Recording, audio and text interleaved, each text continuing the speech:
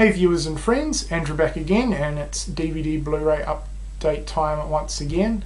Got a couple of orders in from Amazon.com and Amazon UK, so definitely wanted to show them to you guys. I'm really happy with what I picked up. Got some great releases and some movies that I've been after for a while. There's a good mix of horror and 80s and 90s goodness, so we're going to start with the Blu-rays first. And to kick things off, we're going to start with the Scream Factory Blu-ray release of Deadly Blessing, one of my most anticipated releases. For a couple of months now, I was very excited to pick this one up, and I've got to say, another great release from Scream. They're doing a great job, and in terms of the artwork, this is one of my favourite artworks from Scream actually. It's not as cluttered as a lot of their other covers, and I think the cover art looks great, and it's a pretty good representation of what the film is all about without giving too much away. This is a really underrated Wes Craven film, and I definitely recommend it. It's great that the US finally have a release of this movie. They didn't for quite some time, so quite possibly not many of my US viewers have checked this one out, but I definitely recommend the movie. Great supernatural slasher. It's in my top 20 80s slashers actually, so really high up there. But this is a great movie. I definitely recommend checking it out, and I would recommend the Blu-ray release from Scream Factory. So that's Deadly Blessing.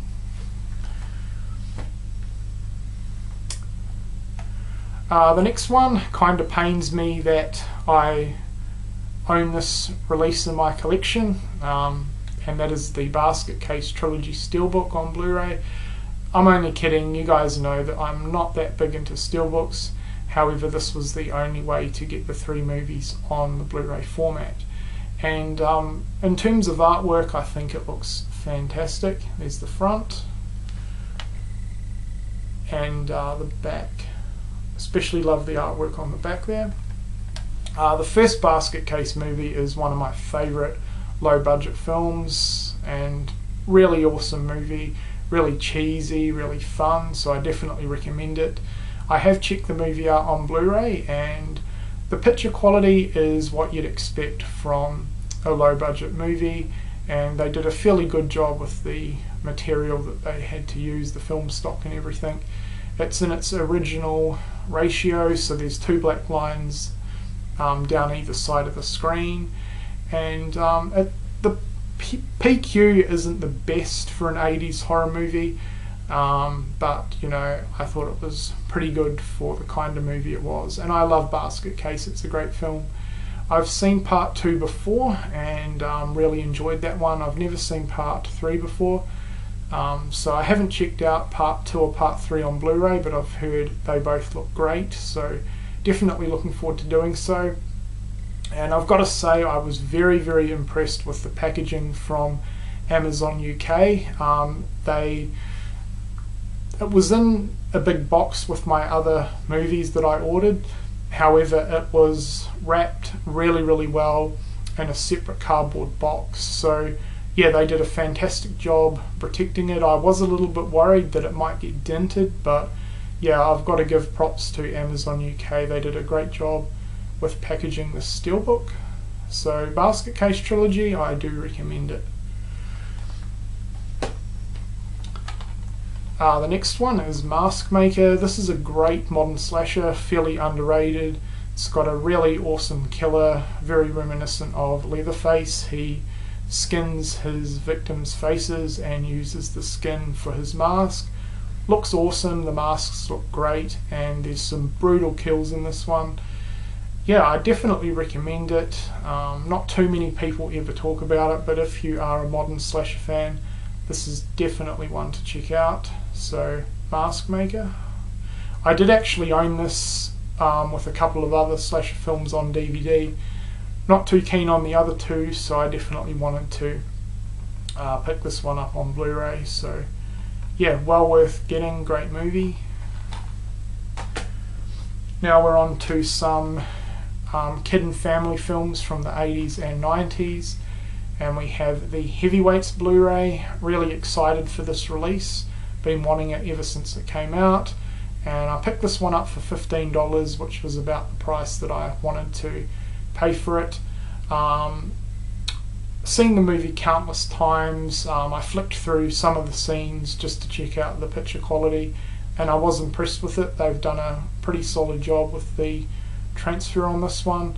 Amazing special features on this release. The DVD that I had no special features, so I was certainly excited for that. I've checked out some of them, the making of, which was really good. A look back at where some of the casts are now, which was pretty interesting. Most of them look completely different and have lost a lot of weight since the film. And I also checked out the deleted scenes. So all really good stuff in terms of special features and a really solid transfer. So I definitely recommend it. If you are a fan of this movie, it's well worth picking up on Blu-ray, and it is region free, so no excuses there. But this is an awesome movie, one of my favourites from the 90s. I grew up on this movie and I love it. So if you've never seen it, definitely check it out. The next one I think I've seen before, but I can't really remember it, but the cover looks really familiar, and that's Dreamscape. I'm pretty sure I rented this out as a kid, but I can't really remember it, so looking forward to checking it out. So if anyone has seen this movie, please let me know what you think of it. This is another one that I haven't seen, but I've been wanting it for a while. License to Drive with Corey Haim and Corey Feldman. Massive fan of the two Coreys, especially Corey Haim. I've enjoyed all the movies he's been in, so can't wait to check this one out. Alright, DVDs. We have Little Monsters. This is a great movie from 1989, so one of the last 80's films. This one stars Fred Savage, who discovers a monster under his bed, and he sort of escapes into the monsters world where there's all different monsters and creatures. I can't remember it too well because I haven't seen this since I was a kid. I used to rent it out quite a bit on VHS, but I can remember it being pretty fun, pretty enjoyable, so really looking forward to revisiting this one. So if you've never seen this film, I definitely recommend looking into it. It's fairly underrated. Another underrated one is The Boy Who Could Fly. Definitely recommend this one. I've seen this movie a lot. I've never owned it before, so I was really glad when I discovered that Warner Archives had bought this one out on Burn On Demand. I'm sure a lot of you know that the DVD, the official DVD, has been long out of print and goes for pretty high prices, which I wasn't prepared to pay. But when I discovered this on Amazon for just under $20, I thought, I'm going to pick it up. This movie's awesome, and I'm definitely excited to own it and revisit it. It's been quite a few years since I've seen it, but it was certainly a staple when I was growing up. And yeah, this is directed by Nick Castle, and probably his most underrated movie, I think. Really underrated, but if you're a big 80's fan, I definitely recommend The Boy Who Could Fly if you haven't seen it. Fred Savage is also in this one, so cannot wait to revisit this one. Alright, back on to some horror now.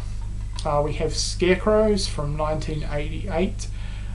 This was really good, and it's been a film that I've been wanting to check out for a while. It's a bunch of robbers. They've stolen some money. They take a pilot and his daughter hostage, fly the plane. They're escaping. One of the thieves decides he wants the money for himself, so he parachutes out with the loot, drops down to a farmhouse with a bunch of scarecrows in a graveyard. The rest of the robbers are pissed off with him. They follow, and it's basically about them spending the night in the farmhouse getting killed off by a bunch of scarecrows. I did enjoy it, thought it was pretty good, however not quite as good as I was expecting. it was different to what I was expecting. I was expecting more of a full-on slasher movie, which it's not really. However, I do not recommend picking up the UK DVD. The transfer or picture quality is terrible, pretty much VHS quality, and this movie is entirely filmed at night, so very dark, which doesn't help matters at all. I might get around to picking up the US release at some point, but yeah, stay away from this release. But in terms of the movie, I thought it was pretty good, and I do recommend it, especially if you're a fan of very, very atmospheric horror films. This is a rebuy, and it's the Arrow release of Pieces. I used to own this movie and I wasn't really a big fan of it. It was a little bit too sleazy, but now that I've really got serious into my slasher collection, especially my 80's portion, it was pretty essential that I picked this one and added it back into my collection. So we'll see. Hopefully I like it upon second viewing. In terms of this release, it's really, really good. There's a great bunch of special features and some very, very nice artwork there. So that is Pieces.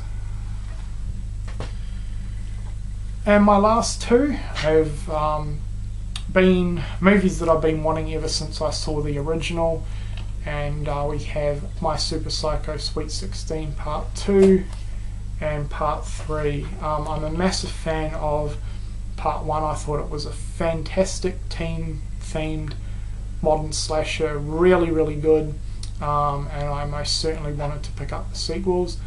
I haven't checked them out yet. What I'm planning to do is check them out, and then I'll probably do a 3-movie review on all 3 films at some point. From what I've read in reviews and stuff, I've heard My Super Psycho Sweet 16 2 is meant to be just as good as the first one, and I've also heard that Part 3 is pretty good also. So yeah, I'm looking forward to checking these out. It's always good to add some more awesome slashers to the collection, and yeah, hopefully I love these too, and hopefully they turn out to be a great modern slasher franchise. So I can't recommend these movies just yet, however I definitely can recommend the first movie. It was fantastic. So stay tuned for a review on the original plus these 2 movies at some point. Okay, so that is another DVD and Blu-ray update done and dusted. I hope you've enjoyed it, and as always, thank you for watching.